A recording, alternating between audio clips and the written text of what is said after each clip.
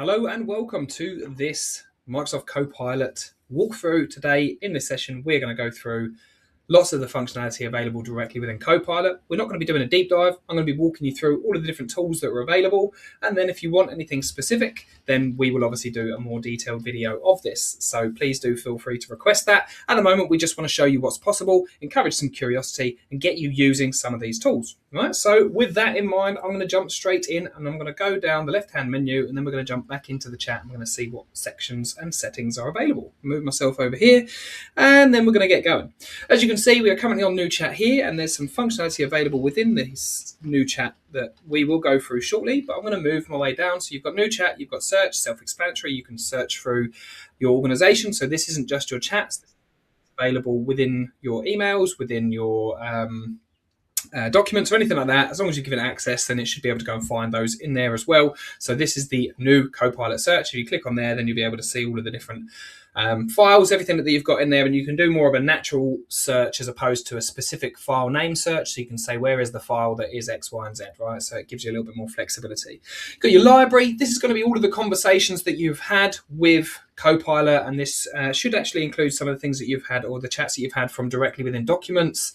So you'll be able to come here and have a look through, and you can see pages, images, etc. as well, and all sources, so created by you, shared in notebooks. Okay, so you can see all of that stuff in there.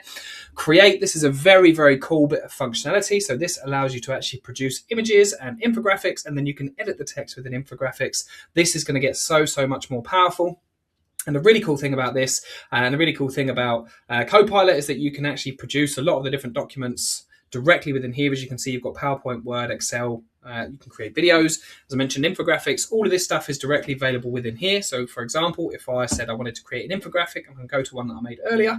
That should create you an infographic, and then you do have the option to edit text. Now, I did ask it to create an infographic with absolutely no context, so it's given me something super random, but I can specify things like styles, and I can add a custom style if I want to do that. I can add brand and colors, so I've got all of my brand kits available if I want to do that, or I can choose a section of colors there, and I can choose the size available to it as well. And then you can actually upload content, so I can click on there, add image, add work file, which is going to be from OneDrive or something similar. So all of those things can be added in there, nice and easy. Frontier, so if you turn Frontier on, there's some additional functionality. I'm not going to go into that at the moment because it doesn't really need to be covered, but the option to turn Frontier off will be in your settings.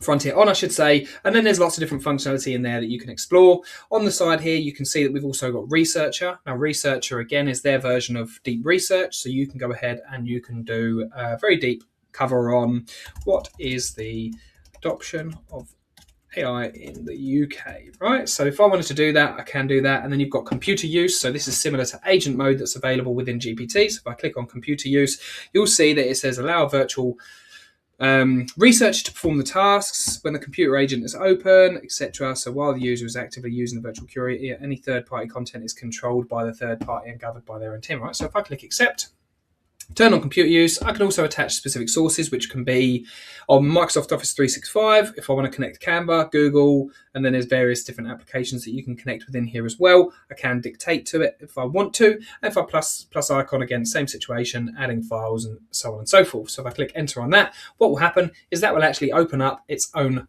window and it will do a search. So it's actually going to open up its own browser and run a search similar to agent mode within GPT. So you see that it's setting up a desktop and it's going to go and run those searches. I tend to find I get much more accurate results when I do this as well, because it's pulling from a specific knowledge base. So it will go and it will find information, it will pull information from that. So it does tend to be more accurate. However, it's good to remember these things do hallucinate. Hallucinations are essentially just a bit of a fib or a massive fib, and they'll justify it as well. They're very convincing. So just remember that that does happen. So you do need to check your references and your sources. So you can click the little three dots. You've got some settings up here as well. So we'll dive into that in just a second. And again, there's some activity view so you can see what's going on there. So I'm going to let that continue. I'm actually going to come back and I'm going to click on Researcher again, because what I also want to show you is directly within Researcher, you've got the option to choose GPT or Claude. So you can do either one of those if you've got that turned on. So you do need to turn that in on your settings. Again, we will dive a bit deeper into some of those other things as well. This one is just to show you what's possible. So you can have the option of which one you want to choose. And then you've got Analyst, is as it sounds. You can give it large data sets and it will analyze those large data sets. Same situation, attach work document, attach from cloud, or you can upload as well. Nice and easy. Again, 3 buttons there. We'll go through those in just a second. And then these are essentially pre-built agents. These are agents that Copilot have uploaded or installed into the Microsoft Copilot ecosystem, and then you can create your own agent. Now, an agent is essentially just a wrapper, which is a set of instructions that you give to Copilot that it will just basically run and repeat, right? So every time you start a conversation with one of these agents, if you've told it you want it to be your marketing assistant, you give it a set of instructions, it's going to do that same task every single time, as opposed to having to go and retrain it every time. So a good way to kind of visualize this is if you've got temporary staff and permanent staff. A temporary member of staff, when they come in, you're essentially training them up and off they go. A new temporary member of staff comes in, you train them up again.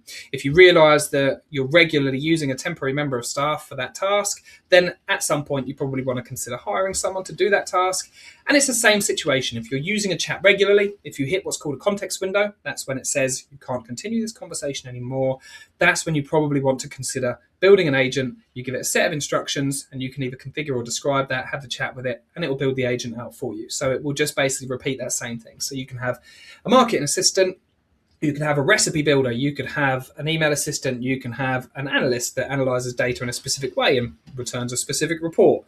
All of these things are possible. Really, really powerful functionality, well worth exploring. But don't worry, we will have a video that tells you how to build an agent, when to build an agent, goods and bads, etc. Okay, and then you've got notebooks. This is again one of the most powerful features available within Microsoft Copilot. Really, really cool. So things have been moved. They're being moved around regularly within Copilot.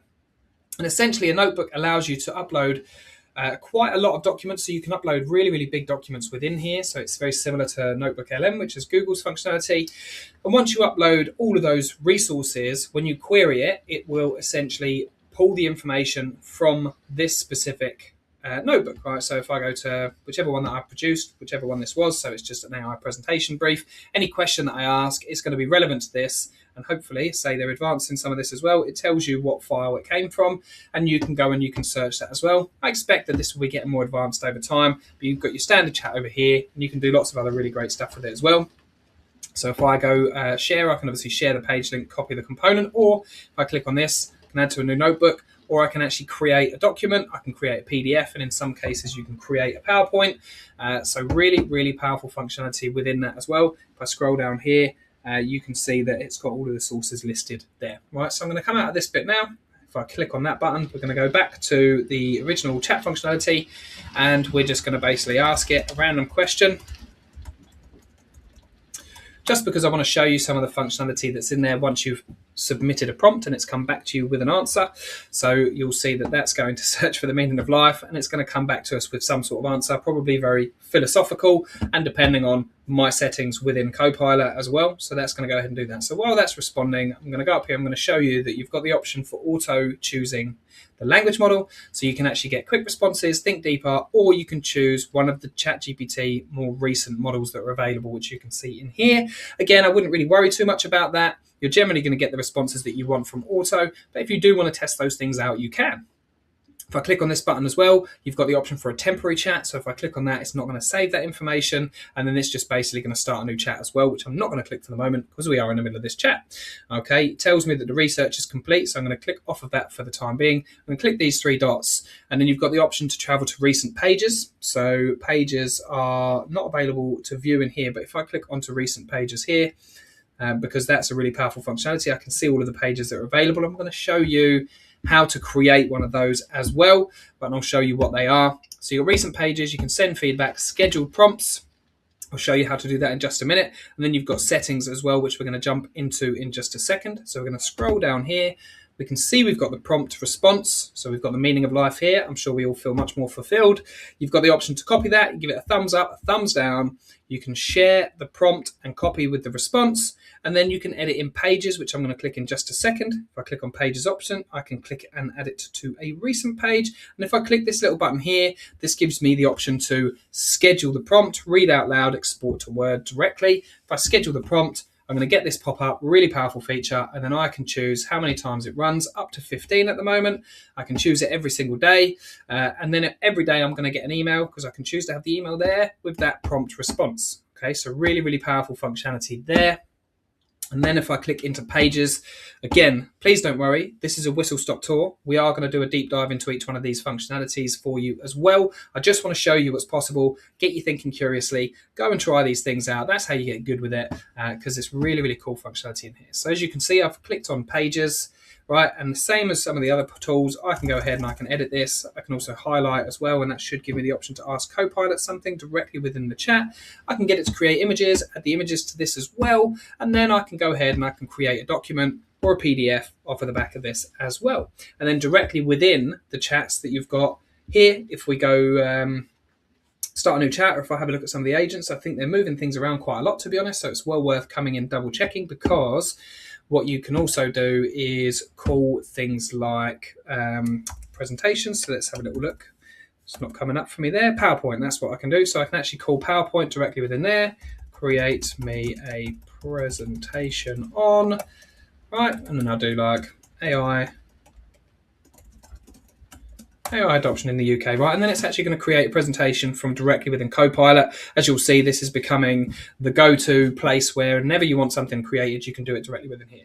Okay, I'm going to go into the settings part now, because we spoke very briefly on that, but just to show you what's possible in the settings as well. You've got your general, privacy, etc., etc. You've got your data controls, shared links you can manage. So whenever you're sharing a chat, you can manage and delete those as well. When you share a chat, remember that it does technically become publicly available unless you only make it available to someone within your organization. Then you've got personalization, lots of fun here. You can edit custom instructions. So I can say to it, I want it to respond in a specific way, honest feedback, sarcastic, brutally honest. All of those things are available within the personalization as well. You can change your work profile. Again, it's very basic for us at the moment.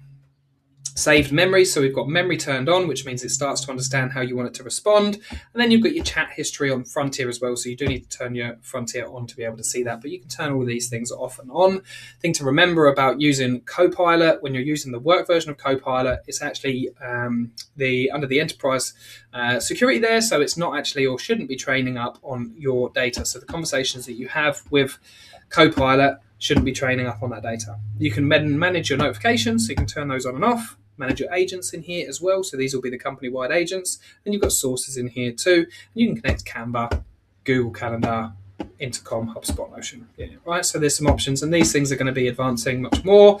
And then in the settings, there are some additional features as well. As you can see, it's asked me additional questions, and this is all very new. These things are being updated regularly, and I can just basically choose business leaders, industry specific challenges, blah, blah, blah. I'm going to do detailed, right? And then I'm just going to choose, there we go. And then off it goes to create the presentation. So it's just to give you an idea of what's possible, get the cogs turning, right? The key here is stay curious, try these things out, test new things, see what works for you, and see how you can get it responding in the way that you want it to respond, see what results you can get. Enjoy, stay curious, I'll see you on the next one.